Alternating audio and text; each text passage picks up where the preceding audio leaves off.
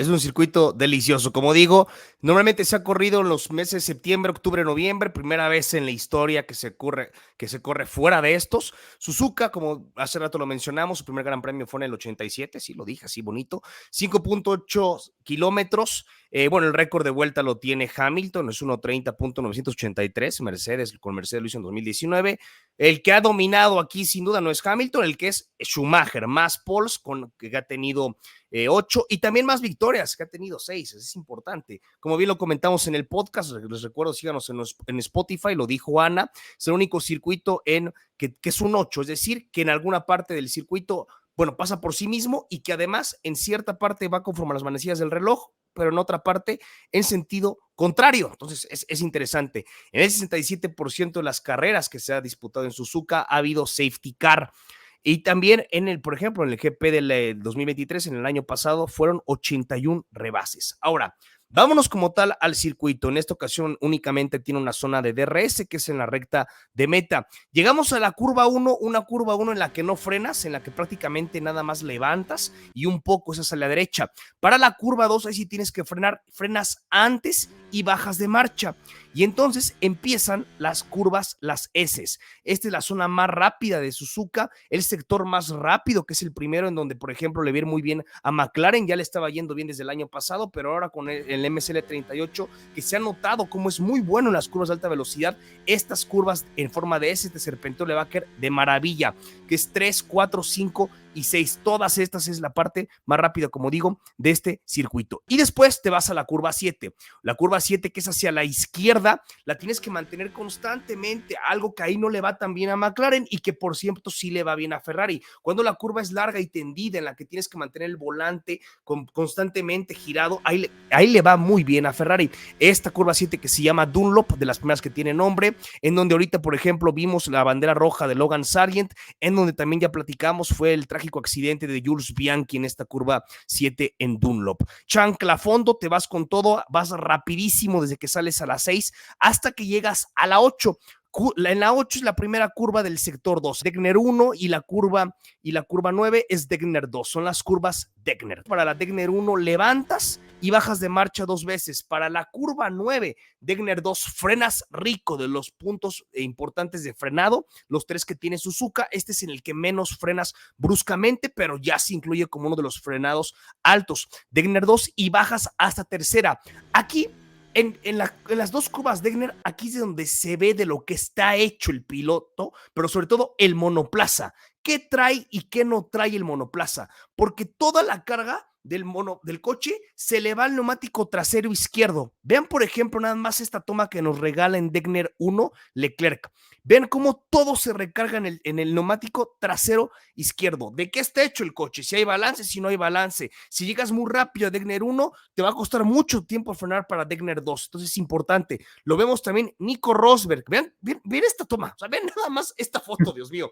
Esto es o sea, para que vean cómo se mueve un Fórmula 1 y cómo todo se recarga en el neumático trasero izquierdo. ¿Dónde lo estamos viendo esto? Regreso al circuito en la curva 8, que es Degner 1. Curva 9, tomamos Degner 2 y otra vez aceleramos sabroso, tomamos la recta en la que pasamos por debajo del puente del circuito cuando lo cruzamos. La curva 10 es una curva rápida, la pasa en sexta. Para la 11, segundo punto de frenada importante de Suzuka, esta horquilla hacia la izquierda, la pasas en segunda a 70 kilómetros por hora y después de la curva 11 le pisas otra vez a fondo, sabroso y bonito. Curva 12 la agarras hacia la derecha, chancla a fondo y entramos en las Spoons Curves, se llaman Spoons como cuchara, y aquí es de las más difíciles del circuito, así como por ejemplo la curva 8 te muestra de qué está hecho el monoplaza.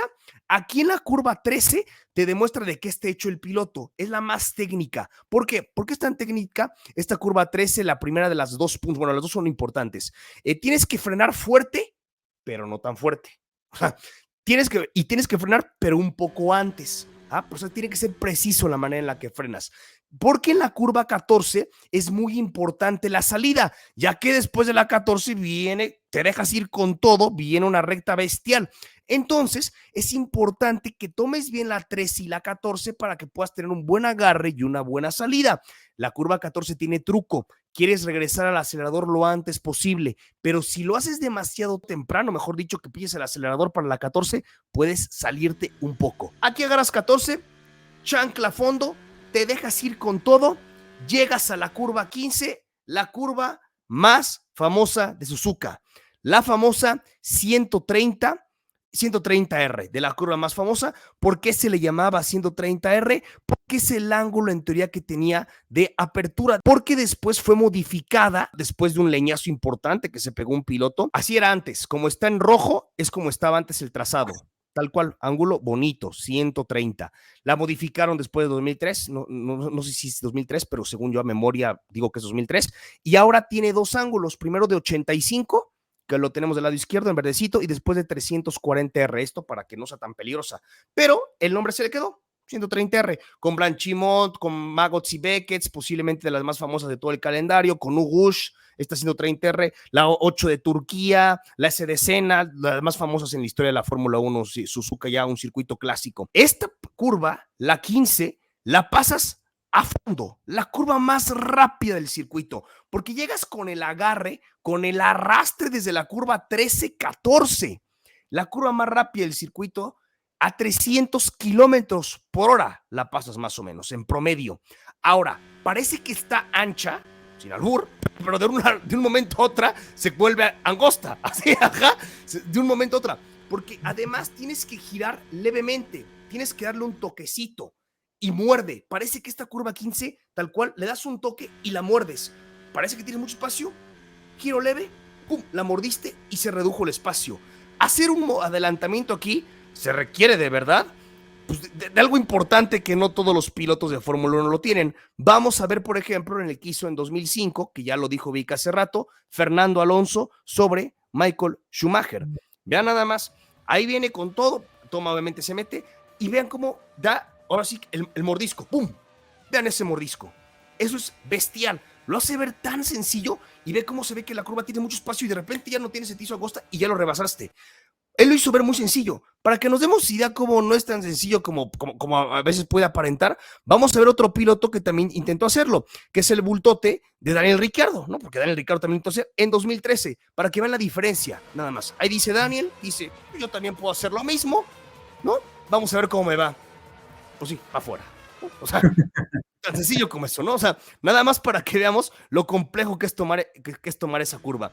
Y después llegamos a la chicana Casio, el punto de frenada más fuerte de todo Suzuka, el principal punto de adelantamiento, por ende. Aquí fue donde se da el contacto en el 89 entre Prost y Senna, que es cuando acaban sacando a Senna, que después Senna lo empujan los Marshalls, regresa a la carrera, la gana, luego lo descalifican, se retira momentáneamente, pierde el campeonato, se acusa de conspirar a la Fórmula 1. Toda esta rivalidad empieza, es justamente en esta curva 16 y en esta chicana, 16 la agarras hacia la derecha, 17 hacia la izquierda y ya después con la 18 vuelves a iniciar vuelta. Ese es el mítico Suzuka, la belleza y la delicia de circuito. Ahí se los dejamos con este análisis.